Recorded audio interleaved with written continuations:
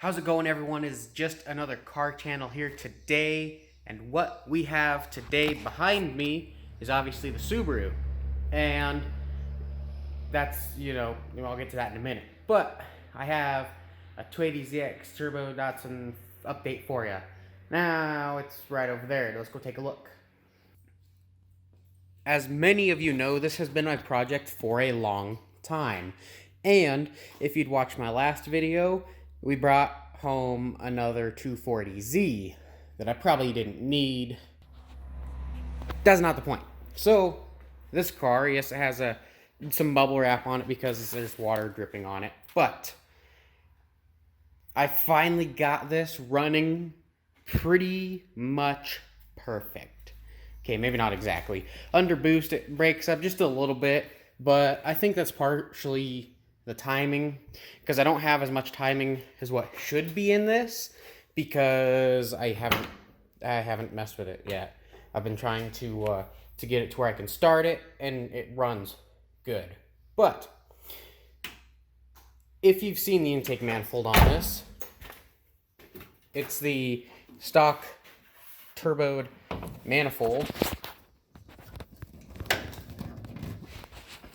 and it has none of the spare port. Well, it has none of the auxiliary air ports. It's blocked off and stuff. So when I first start this, it is very, well, it's weak. I rev it and it doesn't really want to rev or anything, but it runs. As soon as the needle starts to come off the temp gauge, it runs pretty good. So I think that part of taking that off and everything, but that'll work that out later. The issue I was having with it, that it was running rich, yeah, the airflow meter was plugged up. So ignore the wiring mess for a minute. If you don't know or aren't familiar with these cars, they have an airflow meter. And what that is there's an L-shaped thing in it, and when air goes by, it moves, so it'll tell. It's pretty much your mass airflow sensor. So it lets your car know how much fuel to put in and stuff. And mine was stuck all the way open. I think it's sort of looks like this. So when air comes through this way, it opens up. And it was stuck like that, and it was just dumping in fuel. I sprayed it out, cleaned it out a little bit, and it's running pretty good. It got rid of my issue, so that was the main thing I needed to know.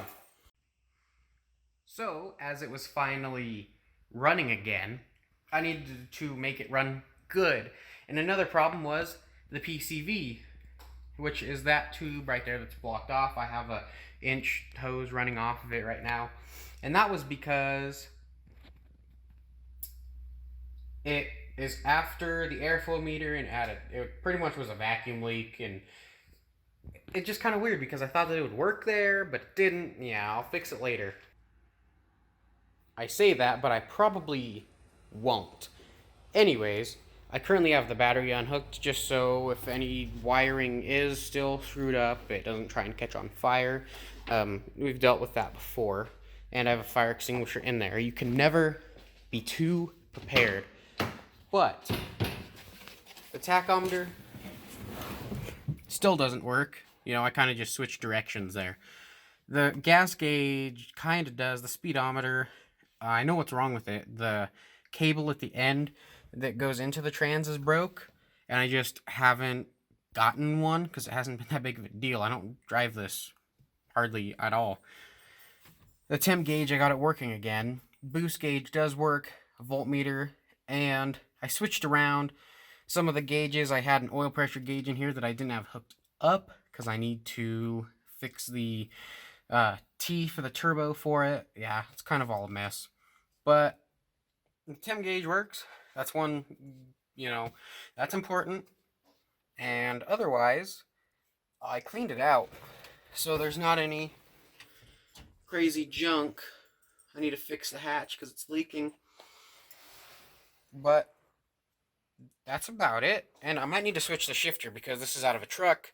And I read somewhere that you can't have Z shifters on ZX transmissions, and I don't know about the truck ones, but I might as well switch back anyways, even though this one is super fun. It's so long, you just like, wah, wah, wah. Can't ever miss a gear. Well, you can, but not really. So going from the interior to the exterior, more of the clear coat has peeled off. I can't really stop that. I don't really care too much because eventually this will get repainted. This paint back here was all starting to crack because it was all like 4 layers. And I sanded it all off, grinded it all off, ground it all off, and primered it. You know, nothing too crazy, just trying to keep it from rusting, and there's a little bit of dent right there, but yeah, so anyways, that's still there. The frame is still bent, and the green fender is gone. Why? So the green fender had like 6 layers of paint on it, you know, the factory, and then I painted it like 4 times. I was trying to get all the paint off so I could repaint it, probably green again, but I got most of it off, and then I didn't want to leave it bare metal because most of this was bare metal. I didn't have primer, so I just went over it with black quick. Yeah, I see the hypocrisy in it, you know, get all the paint off of it and then paint it black again. But this will come back to being not black. And of course, here's the Subaru. I haven't really messed with anything on it and changed much up on it because I haven't needed to or really wanted to. Part of the, part of that on the hood starting to peel, which I could just peel it off. It still didn't turn out great, but I don't know. That's just one thing. Nothing really has changed on this, you know, still kind of peeling a little bit, and it's not anything too crazy. Except, here's the thing. This car has been good to me. Except, it's time for a little bit of change. I need tires. I found tires I'm going to go with because, of course, they've been different. The wheels fit me. I mean, I'm not going to complain about it. I'm not going to switch it up. I am, however, going to bring it up a little bit in the rear because, well, it's like it's a good drivable height right now, but the rear is still a little close.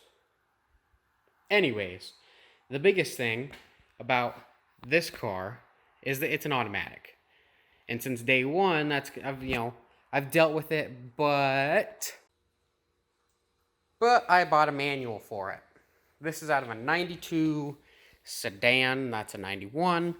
It has the same gear ratio. From what I know, someone said that the axles were different, except I put my old axle on here and it worked fine. Hi, Doug.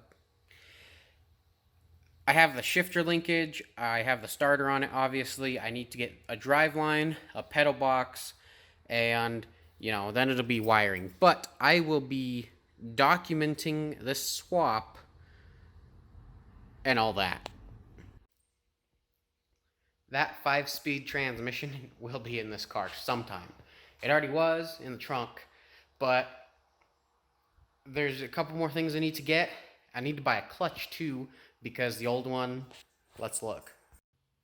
This is the flywheel, and of course there are heat cracks through it, and it's a little rusty. The clutch itself still had a little bit of material on it, except it's pretty far down there. So if I'm going to do it right, I might as well just get one that can hold a little bit more power. Yeah. Anyways, that is it for the quick Turbo Datsun, and eventually to be Turbo Subaru update. So there we go.